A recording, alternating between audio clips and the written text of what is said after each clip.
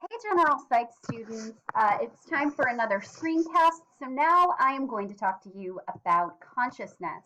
We are still in chapter 2 of your book. We're just in the back half. We're going to talk a little bit about a few different things, such as what consciousness is, different levels of our consciousness, as well as the limits of our attentional abilities, as well as sleep and dreaming. Please make sure that you read about sleep disorders in your book, as they will not be discussed here, but you still might need to know a little bit about them. So let's start by talking about what consciousness is. And one of the first things that you will find is that it's actually pretty difficult. So one of the examples that I've heard about that I find very interesting is the case of Jan Drebski. He was a Polish railway worker that was hit by a train in 1988 and was basically comatose. Now, typically when we think of comas, we think generally people are not that consciously aware of what's going on around him. But research actually found, and he found this as well, he woke up in 2007 and he did remember several different types of events that were going on around him. Contrary to popular belief, they do not always lie quiet and still. In some cases, they can move, open their eyes, and even talk. And really, when we think about what consciousness is, this case makes it even harder to define. So, what does this tell us? It tells us that we can be conscious of our surroundings even if we don't look like we are. Additionally, it does tell us that consciousness is related to brain activity.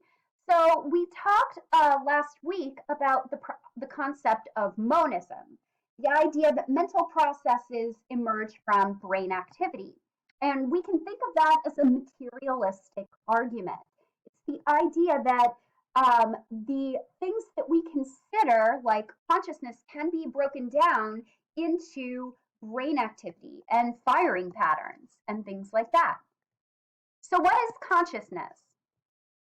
I'm going to define consciousness as our subjective experience of the external world as well as of our mental activity. So, if you are conscious of something, you can report it or be aware of it at that particular moment in time. Now, what's really important is that this is a private experience for every single person. Philosophers know about this as the problem of qualia. So, for example, is the way that I see the color red exactly the same as how you see the color red? And it's unclear because everybody's consciousness is a private experience. And this really makes it difficult to study, but psychology can find different ways to help. Now, what's especially funny about this is that we treat consciousness as this big fascinating thing, but it doesn't necessarily always make our life any easier. So here's a comic called The Miracle of Consciousness, making the human the only animal that can be the master of its own destiny.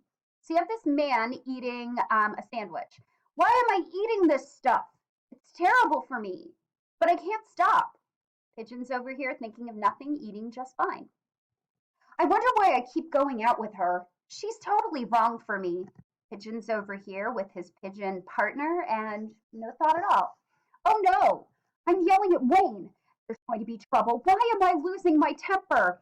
Pigeon scares off another bird with not a single thought. So we act like consciousness can make our lives easier, and in a lot of ways it does. But in some ways, just because we're consciously aware of things doesn't mean that we always make the best decision. So let's talk a little bit about the different levels of consciousness. Now, I want you to think about when you first learned a difficult task, like driving a car or riding a bike. I know when I first started driving a car, I had to consciously figure out which one was the gas and which one was the brake, and I often confused the two.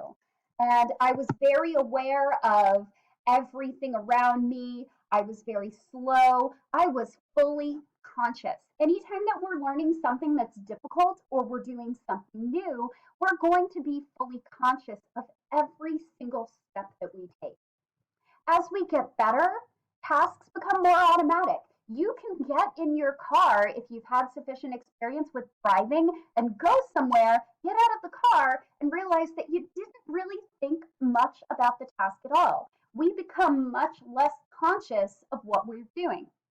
The Stroop effect was an example of that. Reading is so automatic to us that sometimes it interferes with processes that are a little bit more difficult for us.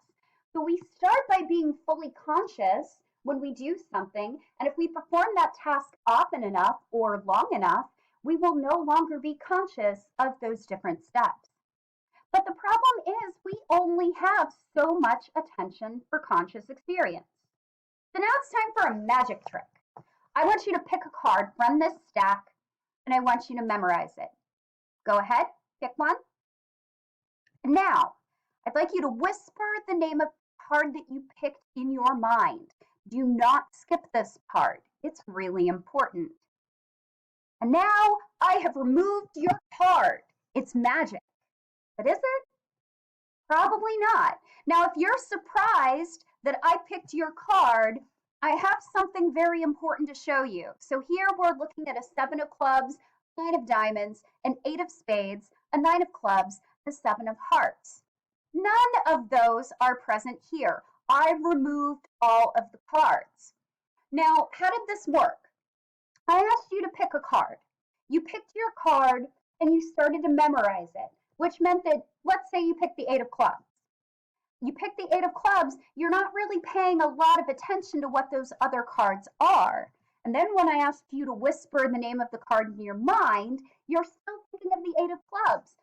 So that when I remove your specific card and all of the other cards, because you weren't paying attention to those other cards, you have no idea that all of those other cards are different too. You're just focusing on the fact that your 8 of clubs is not there. And it turns out that a lot of magic tricks work like this. They work by diverting your attention in these sleight of hand tasks to get you to think that it's magic when it's really just cognitive psychology. Our attention can be really selective. Our attention is limited, but we can shift it to whatever we need it to. So let's say that you're in the dining hall, and in the dining hall, you're focusing on the conversation going on with somebody, even though there are all of these other conversations going around competing for your attention. And yet you're still able to hone in on the conversation that you're having with your friend in that noisy environment. This is what's known as the cocktail party effect. We can focus on one conversation even when there's noise going on around us. Additionally, we can make use of information that we may not necessarily be consciously aware of. So, for example, if you're having a conversation with your friend in a noisy environment and you hear your name, even if it wasn't in that conversation that you're paying attention to, your name is really important to you, and it actually shifts your attention away from your conversation to that relevant stimulus. Now, we can shift our attention to relevant information when we need to. So we're going to go ahead and we're going to do an awareness test. And I want you to follow along. We're not going to be able to play the sound, but I will narrate for you. So let's go ahead and try that.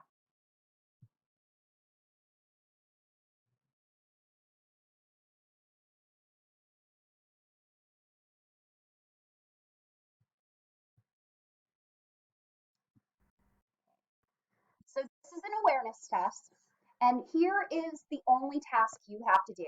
You have to count the passes that the team wearing white makes. So count those passes now.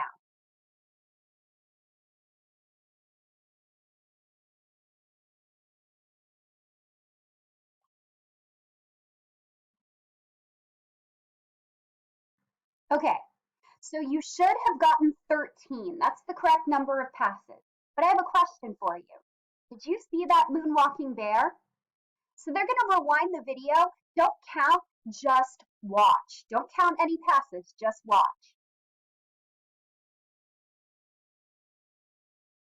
And there's our bear. He's moonwalking and he's gone. So that is a pretty bizarre event in this particular case. And they use this for an add-on bicycle safety. is a famous study by Simons and Chabris that is known as inattentional blindness.